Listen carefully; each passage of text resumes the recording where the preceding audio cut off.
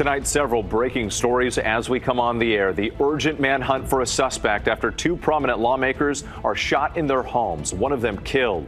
The big military parade in Washington and protests across the country. And Israel launches new strikes inside Iran as the next round of nuclear talks is canceled. First, what authorities call a politically motivated assassination. The shocking attacks on lawmakers in Minnesota, two shot along with their spouses. The state house's Democratic leader, Melissa Hortman, and her husband both killed. The intense manhunt now for a suspect. Police say he allegedly posed as an officer and after exchanging fire with police, got away on foot. Thousands told to shelter in place.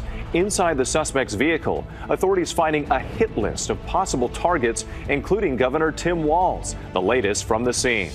Also tonight, thousands of protesters taking to the streets in all 50 states in opposition to President Trump's policies and his immigration crackdown, and how U.S. Marines are being deployed in Los Angeles. All of this as the massive military parade gets underway in the nation's capital. 6,000 soldiers, armored vehicles, and aircraft to celebrate the U.S. Army's 250th anniversary, falling on the president's 79th birthday. Iran calls off negotiations over its nuclear program as Israel and Iran step up attacks on each other. Israeli drones hitting a natural gas plant. Explosions heard in Tel Aviv. And tonight, the offer to help mediate from Russia's President Vladimir Putin. Dangerous weather across much of the country. The flooding threat in the east, including Washington, D.C., and extreme heat warnings in the west. Our weather team tracking it all. The fire that rattled nerves on the Las Vegas Strip. Pope Leo makes his first address to a U.S. audience, his message of hope to his hometown, Chicago. And America Strong tonight, they've been keeping us safe and free for 250 years. We salute the U.S. Army. From ABC News World Headquarters in New York, this is World News Tonight.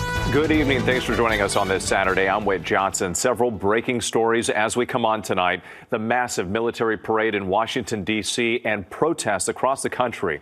But we begin tonight with the urgent manhunt in Minnesota happening right now. A suspect on the run after what authorities call a politically motivated assassination. Former Minnesota House Speaker Melissa Hortman and her husband Mark both gunned down early this morning inside their home in Brooklyn Park. Just a few miles away, State Senator John Hoffman and his wife Yvette were shot multiple times at their home, now recovering in a local hospital. This video showing their front door riddled with bullet holes. Hundreds of police and sheriff's deputies on the scene searching for clues and a possible motive. Investigators identifying the suspected gunman as 57-year-old Vance Luther Bolter. Several sources telling ABC News that the suspect had a list of possible targets, including Minnesota Governor Tim Walz. Several planned protests canceled today as thousands were told to shelter in place. ABC's Faith Abubey leads us off from the scene in Minnesota. Tonight, a manhunt in Minnesota for 57-year-old Vance Bolter, who authorities say assassinated a beloved Minnesota lawmaker and her husband and wounded another legislator and his spouse while posing as a police officer. Do not approach him. You should consider him armed and dangerous. Around 2 a.m., police in Champlain, northwest of Minneapolis, responding to reports of a shooting at the home of State Senator John Hoffman. Black SUV had red and blue flashlights. Suspects posing as police officers shot two victims.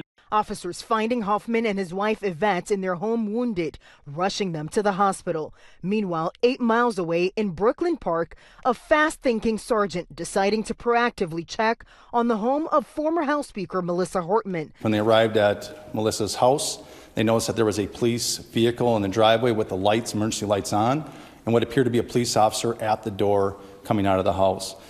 When our officers confronted him, the individual immediately fired upon the officers, who exchanged gunfire, and the suspect retreated back into the home. Inside, police finding the bodies of former House Speaker Melissa Hortman and her husband Mark. They say the suspect was dressed as a police officer, complete with a badge, vest, and taser, and a realistic-looking latex mask, fleeing on foot. thousands told to shelter in place, officials warning residents their officers will only travel in pairs. If there's only one officer outside the door, do not answer the door and call 911. Authorities say they found a hit list inside the vehicle with names of dozens of Democratic Minnesota lawmakers, including Congresswoman Ilhan Omar and Senator Tina Smith. Sources tell ABC News that abortion providers were also on that list, and law enforcement is looking into whether the suspect may have been motivated by extreme views on abortion. Police say they also found these flyers in the vehicle for the No King's Day protest taking place today, organizers in Minnesota canceling them out of an abundance of caution. This was an act of targeted political violence. State Representative Melissa Hortman was a mother of two. News of her murder stunning lawmakers nationwide. Minnesota's Governor Tim Walz heartbroken. Speaker Hortman was someone who served the people of Minnesota with grace, compassion, humor, and a sense of service. She was a formidable public servant, a fixture and a giant in Minnesota. She is irreplaceable, and we've been missed by so many. Minnesota's thoughts and prayers are with her family, her loved ones, her children, and her parents. And with that shelter-in-place order just lifted, even though that suspect's still on the run at this hour as this urgent investigation continues here in Brooklyn Park, the FBI offering $50,000 for information leading to that suspect's arrest, releasing these images just from a few hours ago of that suspect wearing a cowboy hat. They say he is armed and dangerous, and do not approach him. Whit. And that neighborhood still on edge. Faith Abubey, thank you. We move now to other major news on this Saturday night. Massive crowds gathering from coast to coast for those so-called No King's Day protests, counter-programming to the military parade in Washington, D.C., marking the Army's 250th birthday. Protests planned in all 50 states and law enforcement on high alert. ABC's Matt Gutman is in Los Angeles tonight. Tonight, thousands of protests taking place nationwide against the Trump administration's policies and perceived overreach, and to counter-program the president's military parade in Washington. From Atlanta to New York and Durham, North Carolina. From Frisco, Texas and Angola, Indiana in the center of the country to San Diego on the West Coast. Overall, more than 2,000 separate demonstrations of different sizes in all 50 states today, according to the organizers of the so-called No Kings protests, voicing opposition to Trump's agenda. We're advocating for the rights of our immigrant families. I'm a proud American that am not very happy with things that are going on in our country. And today, the president seeming to blink on his immigration crackdown. Today, DHS officials confirming to ABC News the president told ICE to pause most raids on farms, hotels, and restaurants. Protesters marching right up to the president's doorstep. Demonstrators today near Mar-a-Lago, at times standing face-to-face with a line of heavily armed officers. In Minnesota, many of the planned demonstrations were canceled due to that horrific shooting after authorities say they found flyers for the protests in a vehicle at the scene. And in Austin, the Texas state capital evacuated after authorities there say they identified a credible threat towards state lawmakers planning to attend the protest. And here in Los Angeles, an estimated 20,000 gathering, and we were there as the throng arrived outside the federal building. Many hundreds of people flocking right here to the federal building, and guarding the lobby are active duty U.S. Marines, and you can hear the crowd chant, "Shame on you." Tensions in the city still high amid a week of immigration protests that have led to clashes between police and demonstrators. And despite the obvious tension behind me, we've seen tens of thousands of protesters out here in the streets of Los Angeles, and it has been absolutely peaceful. Police have taken a very hands-off approach. Still, the LAPD says the curfew that's been in effect for parts of downtown LA will remain in effect tonight and into tomorrow. Matt Gutman tonight, thank you. Now to that elaborate military parade in Washington, D.C., a celebration of the Army's 250th anniversary, falling on Flag Day and President Trump's 79th birthday. Here's ABC's senior White House correspondent, Selena Wang. Tonight, an unprecedented show of military might as President Trump's massive army parade gets underway. Thousands of soldiers, tanks, and fighter jets rolling through the nation's capital. The official reason for the parade, marking the Army's 250th anniversary. But it also happens to be Flag Day and President Trump's 79th birthday. Thousands braving the stormy forecast to get a glimpse of the festivities. It's a show of force Trump has long wanted after he attended France's annual Bastille Day parade in 2017. Even though parades like this are rare in the U.S. and are fixtures in authoritarian regimes, the Army estimates it will cost taxpayers as much as $45 million. A new AP NORC poll finds Americans divided. 6 in 10 say the parade is not a good use of government funds. $45 million for a parade, for God's sake. Money should be put in defense medical research. Democrats slamming the price tag as his administration slashes programs for veterans' health care and jobs at the Department of Veterans Affairs. Crowds of vets protesting the parade and the Trump administration. I feel like it's my responsibility to be out here to remind people and then just to try to uphold that rule of law and the Constitution. And overnight, dozens of U.S. veterans arrested outside of the Capitol as they demonstrated against the celebration, including this 87-year-old man with a walker, handcuffed and taken away by police.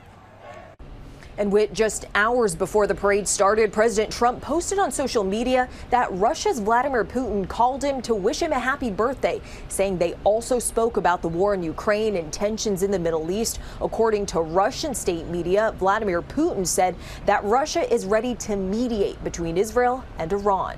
Whit. Selena Wang, thank you. Now to the thousands gathering for that military parade. ABC's Stephanie Ramos joins us now from Washington along the parade route. And Stephanie, what are we going to see tonight? Well, to celebrate the Army's anniversary, more than 6,000 soldiers from across the country dressed in modern and historic uniforms from every major conflict involving the U.S. military will march in this parade right behind me on Constitution Avenue. The parade includes more than 24 tanks in the streets of Washington, 28 Stryker combat vehicles, 28 Bradley fighting vehicles, an array of other vehicles, horses, mules, and aircraft. This is the largest display of military might since the end of the Gulf War in 1991. The parade also looking to the future. Those who have recently enlisted or are re-enlisting will stop, turn to the reviewing stand, and will be sworn in by the president himself. Whit. Our Stephanie Ramos, who is also an Army major in the reserve. Thank you for your service and for your reporting tonight. And ABC News Live will have special coverage celebrating the Army's 250th, streaming now across multiple platforms. Now to the fast-moving developments in the Middle East. Israel and Iran launching a barrage of counterstrikes. This video appearing to show the interception of a drone over Israel. Iran now canceling those nuclear talks with the U.S. scheduled for tomorrow. ABC's Marcus Moore is in Tel Aviv tonight. Tonight, Iran calling off Sunday's scheduled talks with the U.S. as Israel and Iran launch new waves of attacks. Iranian state media airing this video of an Israeli drone strike on a natural gas plant as Israel continues its attacks. And tonight, these before and after satellite images show damage to a Revolutionary Guard facility. Israel also claiming to have killed at least 9 Iranian nuclear scientists. Iran saying at least 60 people have been killed. Tehran retaliating with attacks throughout Israel. This Iranian drone intercepted over an Israeli kibbutz. But this area outside Tel Aviv hit hard. We saw the damage firsthand. You can see the buildings heavily damaged in the distance there, those cars destroyed, and debris everywhere. Now I am the collateral damage. I look horrified at what happens in Gaza. But now it's like in my back door. At least 3 Israelis have been killed and dozens injured. The unrest in the Middle East causing crude oil prices to rise. Friday prices jumping over 7%. The tensions leading to heightened security in New York City with increased police presence at Jewish sites. And with late tonight, Iran launching another attack, this time in northern Israel. Israeli officials say at least 14 people have been injured. Meanwhile, back in the U.S., because of the heightened tensions, Northern Command announces boosting security at U.S. military bases. Whit.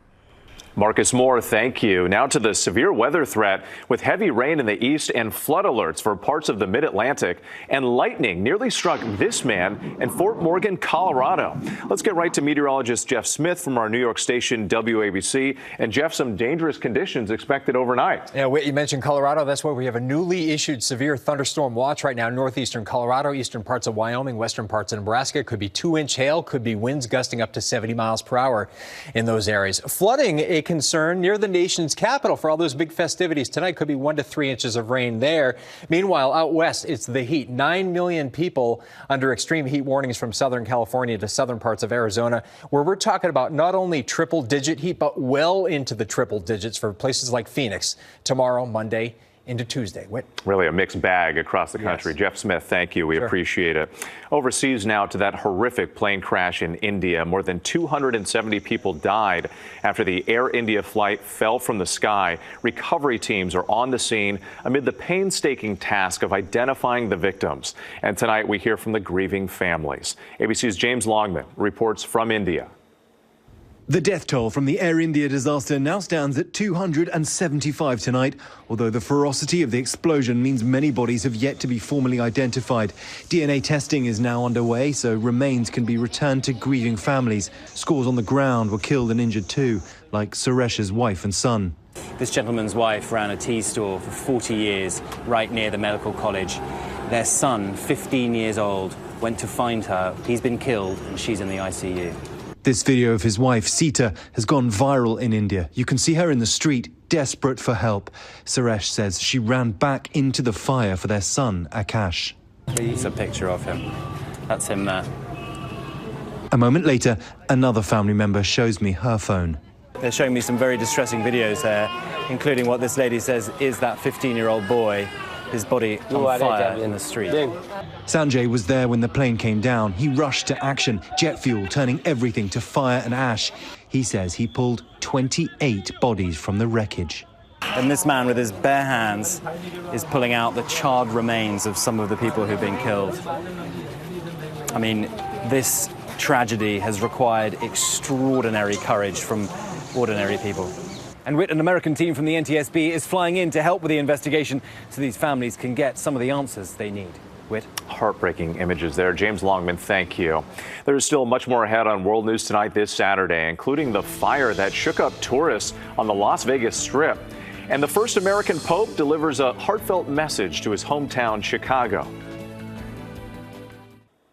Next tonight, tourists were rattled overnight on the Las Vegas Strip. Police say someone threw fireworks from a vehicle early this morning, setting 2 palm trees on fire outside the Aria Resort and Casino. The flames were quickly put out. No injuries reported. Investigators say they're looking for a car that was seen driving away from the scene. When we come back, a homecoming of sorts for Pope Leo, his message of hope to the faithful. To the index now, and Pope Leo appeared at his favorite ballpark today. In a recorded address, the Pope spoke to the faithful at the stadium where the Chicago White Sox play. Leo grew up just outside Chicago. He directed his message to those who suffer from depression or sadness, saying the love of God is truly healing and brings hope. Still ahead, from every corner of the world, American soldiers celebrating the U.S. Army. Happy birthday, Army. Finally tonight, a salute to the men and women who've been protecting America for 250 years. Happy birthday! Tonight, those 2 words, happy birthday, ringing out all over the world. Happy birthday! From Hungary to the Philippines. Happy birthday, Army! Happy birthday, U.S. Army. Minnesota to Delaware. Happy birthday, Army! This will defend. Millions of soldiers over generations living by that motto, this will defend.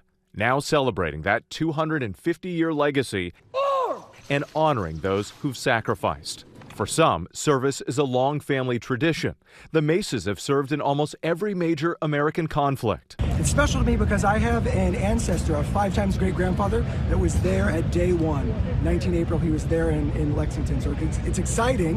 In the sky, the iconic Golden Knights performing and competing in skydiving across the globe. We want to connect America's Army with America's people and show them what we are more than what they see in the movies. Our Matt Gutman jumping with the elite team ahead of the anniversary. I don't think you ever get the appreciation of what it is gliding down, having a real bird's eye view. We like to think of ourselves as a bright, shiny object. Hey, look at us. What was the bright, shiny object 250 years ago? The bright, shiny object was freedom. And we are grateful. Happy birthday. I'm Whit Johnson in New York. Good night. Thank you for making World News Tonight with Daivd Muir, America's most watched newscast.